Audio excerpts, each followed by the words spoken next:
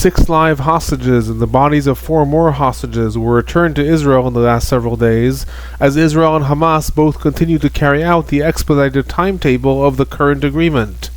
How many hostages remain in the Gaza Strip? Will the deal progress to the second phase? What video did Hamas publish today after that release? I'm Alon Burstein. Let's dive in. Over the last several days, there have been 2 rounds of hostage release from the Gaza Strip. In the first round, on Thursday, February 20th, Hamas and the Palestinian Islamic Jihad were supposed to return the bodies of 4 Israeli hostages. These are Oded Lifshitz and the bodies of the Bibas family, Shiri Bibas and her 2 children, Kfir and Ariel. These are the youngest children that were kidnapped on October 7th. After the bodies were handed over, however, during the identification in Israel, was discovered that Shiri Bibas was not among the bodies that were handed over. After intense pressure and threats from Israel and the negotiating countries, Hamas did deliver Shiri Bibas' body to the Red Cross in the Gaza Strip on Friday, February 21st. Hamas also stated that the swapping of Shiri Bibas' body for the body of what turned out to be an unidentified Palestinian woman was done by mistake due to the bombed-out nature of the building that the hostages were held in. Hamas has also asked that the body of the Palestinian woman who was mistakenly handed over be returned for burial in the Gaza Strip. Following these events, on Saturday, February 22nd, 6 live Israeli hostages were released from captivity in the Gaza Strip. Of those 6, 4 of them, these are Tal Shacham, Omer Wenkert, Omer Shemtov, and Elia Cohen, were kidnapped on October 7th and held hostage for the last 505 days, while the other 2, Avera Mangisto and Hisham Asayad, are Israeli civilians who were held captive by Hamas in the Gaza Strip for over a decade. Hamas conducted its usual quote-unquote ceremonies as the hostages were released. However, this time, after their release, the movement also published a video showing 2 more hostages who were not included in the current deal. These are Evyatar David and Guy Gilboa Dalal, as they were brought in a van to watch the ceremonies and the release of the other hostages. In the video, the 2 hostages beg the Israeli government to continue the deal into Phase 2 and secure the release of the other hostages, chastising Israeli Prime Minister Netanyahu personally and stating that they've had enough and have been dying for over 500 days in captivity in the Gaza Strip, and they repeatedly state that the return to military operations and the military option in the Gaza Strip will result in the death of both them and the other remaining hostages. In exchange for the release of both the live hostages as well as the return of the deceased hostages, Israel will release 620 Palestinian prisoners. These include 131 quote-unquote heavy prisoners, that includes 71 who are serving life sentences in Israel and 60 that have an extended sentence in Israeli jails, as well as nearly 50 Palestinians who had previously been released in the Shalit hostage deal of 2011, however were since rearrested, as well as 445 Palestinian prisoners who were arrested in the Gaza Strip since the war began. Some of the notable prisoners that are going to be released as part of this current exchange are Abdel Nasser Issa. This is one of Hamas's top commanders in the West Bank, and the person who was a personal protege of Hamas's quote-unquote engineer Yahya Ayash. That was someone who pretty much perfected Hamas's suicide belt operations. Salameh Katawi, this is the leader of Hamas's prisoner organizations in Israeli jails. That is a very, very prominent figure within sort of the Hamas movement more broadly, as well as several top-ranking Fatah members from Nablus and elsewhere in the West Bank. In addition to the release of Palestinian prisoners, in exchange for Hamas expediting the timetable of the hostage release, Israel authorized the entrance of dozens of mobile home units into the Gaza Strip, as well as authorizing the entrance of heavy industrial vehicles. These are primarily tractors and bulldozers. Both the mobile homes and the industrial vehicles were part of the original deal between Israel and Hamas. However, their entrance had been held up until now.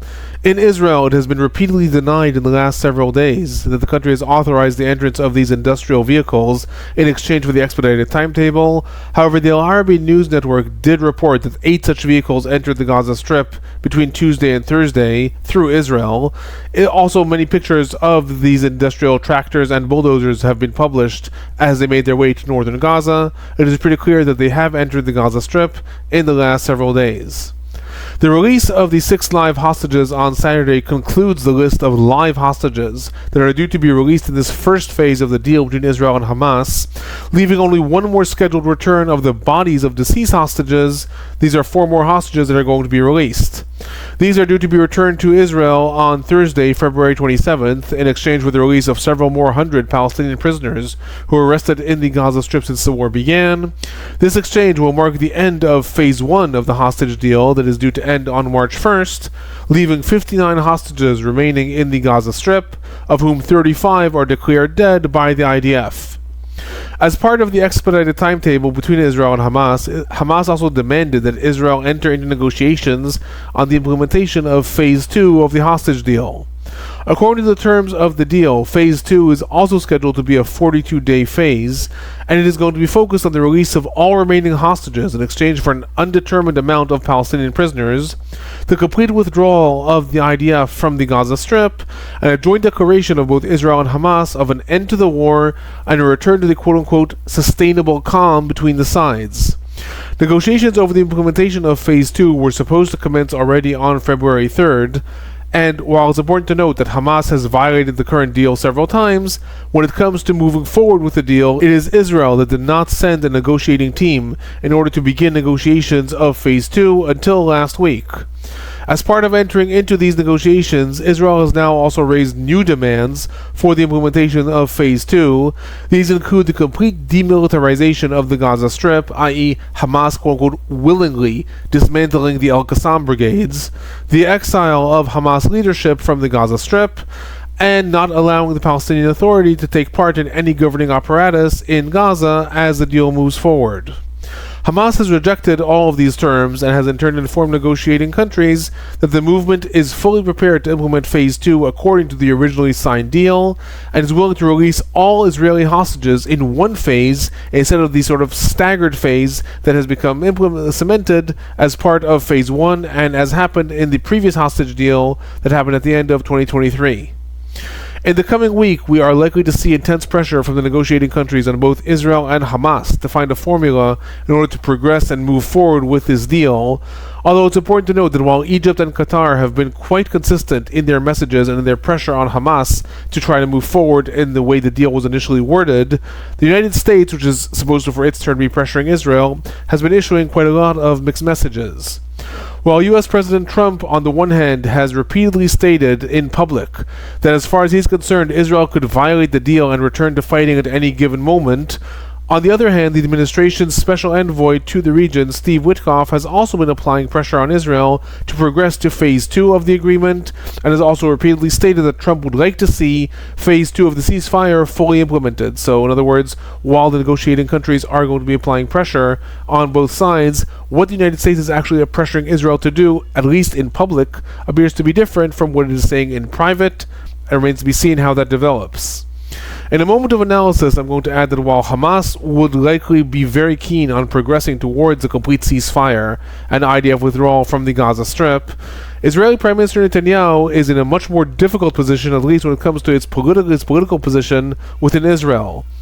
On the one hand, he's under intense pressure both from elements within the U.S. administration as well as within Israel to continue the deal and secure the release of all hostages in the Gaza Strip. On the other hand, his government is already on extremely shaky grounds due to the first phase of the deal, and the Religious Zionism Party is threatening to overthrow the government. Right now they're part of a coalition, but they are threatening to overthrow the government if Israel does accept Phase 2 and moves forward towards a complete ceasefire, an IDF withdrawal from the Gaza Strip. It is very likely that Israel is going to try to come up with a formula of not accepting Phase 2, but rather extending Phase 1 of the deal, i.e. securing the release of more hostages, possibly even a further IDF redeployment in Gaza, without actually declaring an end to the war or the complete IDF withdrawal from the Gaza Strip. It remains to be seen whether Hamas will agree to such a formula like this or what its response will be. It's also important to note that the deal does leave wiggle room for such extended negotiations. It allows for the truce of Phase 1 to automatically be extended while the sides are negotiating Phase 2 and gives no cap on how long those negotiations might take place. However, it's also important to note the deal does also stipulate that Israel is required to begin withdrawing the IDF from the Philadelphia corridor, that is the border between Gaza and Egypt, already on day 42, i.e. on this coming Saturday, March 1st, and regardless of the state of the negotiations, the IDF is supposed to complete its evacuation from the corridor by day 50, i.e. by March 9th. Thus, even if the truce is extended and the sides continue to negotiate some sort of formula for either extending Phase 1 or a different version of Phase 2, Israel is still required to complete this withdrawal from the Philadelphia corridor. Remains to be seen how the negotiating countries are going to attempt to placate both sides, see if the deal can progress or not. Obviously, we'll learn more in the coming days. Before I conclude, there are noteworthy developments in two other arenas that I'm just going to mention at this point. The first is the West Bank. Amidst the IDF expanded operations in the arena of the West Bank, specifically in Jenin and Tulkarem, on Thursday evening, a series of explosive devices were found planted in different Israeli buses throughout Tel Aviv and the broader Gush Dan area. One of them contained a note saying, quote, "Revenge from the Tulkarem brigades," end quote. I'll try to publish a special video with all the updates on this incident in the coming days. Here I am just noting that as the IDF is expectedly going to increase its activity in the West Bank in response to this, and the IDF is already carrying out major operations in the northern parts of the West Bank, this arena may be intensifying in the coming days. The second arena I'm going to mention is Lebanon, where the funerals of both Hassan Nasrallah, the former leader of Hezbollah, as well as his close confidant, who was also assassinated, Hashem Safi Adin, are both going to take place on Sunday, February 23rd.